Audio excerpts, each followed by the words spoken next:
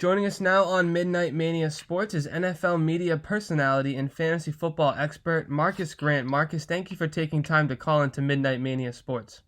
Hey, I appreciate you having me on. So Marcus, let me ask you, how did you get your start with the NFL Network? Sort of by accident, to be honest with you. I had worked in radio for a long time, and then the radio job I had sort of evaporated when the company I worked for moved to Houston. I lived in Los Angeles at the time, and so I was sort of unemployed and freelance writing and doing a whole bunch of things, and a former coworker suggested I look for some jobs at NFL Media. This was back in 2011, during the lockout that time around, and so I applied for 3 or 4 jobs here at the network and really didn't hear anything for months. I'd kind of forgotten about it. And all of a sudden, out of the blue, I got an email from Michael Fabiano, who was the lead fantasy guy here, asking if I wanted to apply for a job doing fantasy football. Honestly, had never thought about it as a career path. I played or whatever, but never thought about doing this as a job. But I said, sure. I definitely am interested in interviewing. I interviewed, got the job a couple months later, and here I am. This is my 9th season. I never would have imagined it. That's awesome. And growing up, I assume you're a football fan. Was there a favorite team or player that really got you into the game of football? Yeah, I grew up in Northern California, and I was a 49er fan.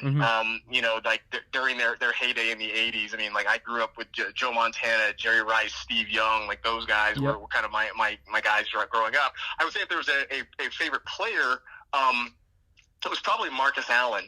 One, because weirdly enough, as a kid, he was the first other person I ever knew of named Marcus besides myself. So that was kind of a thing when I was a little kid. And then it turned out that he actually was a really good football player on top of it. So he was easily my favorite football player for the longest time. And, talking fantasy football and even in the NFL record-wise, Lamar Jackson has been unstoppable and seemed to revolutionize the game. Is there any way that Lamar can be stopped this year? I don't know. I think everybody's trying to figure that out. Right now, I think the biggest thing he's done is he has forced defenses to sort of play 11 on 11. Even as good as some of the best quarterbacks are, whether it was, Tom Brady at his peak or Patrick Mahomes or any of these guys, a lot of them are mostly pocket passers, which means that defensively, you don't necessarily have to account for that 11th guy because he's not really going to go anywhere. Right. But with Lamar Jackson, you do have to be aware of him because, one of the biggest things is when you play man-to-man defense, if your defensive backs or your linebackers turn their back, Lamar's going to take off and run for you big ways, where other quarterbacks won't necessarily do that. So I think this year, teams are still trying to figure out how to make that happen. Now, next year, I'm very curious. Once teams have an offseason to really study his tendencies, study what his weaknesses are, and how they come back. Let's not forget, it was this time last year when we all looked around and we wondered how in the world would the NFL figure out how to stop the Chiefs? How could they stop the Rams? And now these teams are, the Rams might not make the playoffs this year. The Chiefs look a little bit more human than they did last year. So eventually everybody kind of figures it out. But right now, Lamar's kind of the new big riddle to solve. Yeah, it's crazy how 1 year makes such a big difference, but a guy who's had a solid first couple of years in the NFL has been Christian McCaffrey, and he's dominated the fantasy world. Just how dominant is he in fantasy football this year? Oh, he's incredibly dominant. Right now he is on pace to set the all-time record for fantasy points in a season. That was held by LaDainian Tomlinson when he was with the Chargers. He's been just incredible. And it's funny, during the offseason, I sort of waved the flag for him to be the first overall pick when I think a lot of people were going with Saquon Barkley. And that was understandable. I don't think anybody was crazy for saying that. I honestly, I started saying Christian McCaffrey sort of just to start an argument, just to kind of start conversation. But then after a while, I started to think, well, you know what? There is really an opportunity for this guy to be the top player. Now, I didn't think he was going to have a record-setting year like this. He's been amazing. He catches the football incredibly. He runs effectively, and he's really, I think the biggest thing is he's destroyed the narrative about him in college that he couldn't run between the tackles, that he couldn't be a power runner. He has absolutely been that guy through his first 2 years in Carolina. It also helps that their quarterback situation hasn't been great. Kyle Allen's been good enough, but he's not Cam Newton. Their wide receivers have been so-so. So he really has been the guy that they have leaned on. But just watching him this year has been a lot of fun because he's been incredible. Yeah, and heading into Week 13 now, is Christian McCaffrey your fantasy MVP to this point, or is there another guy that you'd give that award to? I think right now it's between McCaffrey and Lamar Jackson. Because I would say I give the edge to Lamar just because of where you probably drafted him in fantasy football. I mean, McCaffrey was a guy that, look, even if you didn't take him first overall, he was probably off the board within the first 3 or 4 picks in your fantasy draft. Highly valued.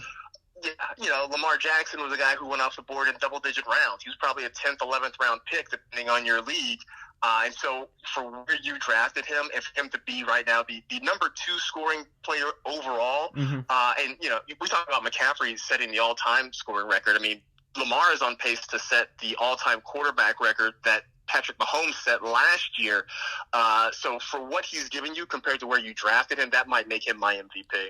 And every year there seems to be a few first-round picks or even second-round picks that aren't exactly what they were supposed to be. So fantasy football bust. Do you have any big draft busts this year heading into Week 13?